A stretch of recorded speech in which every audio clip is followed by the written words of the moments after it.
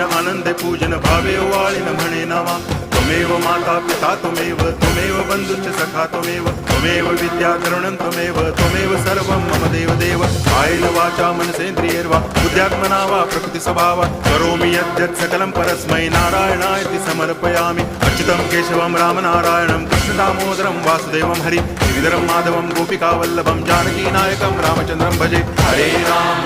Ram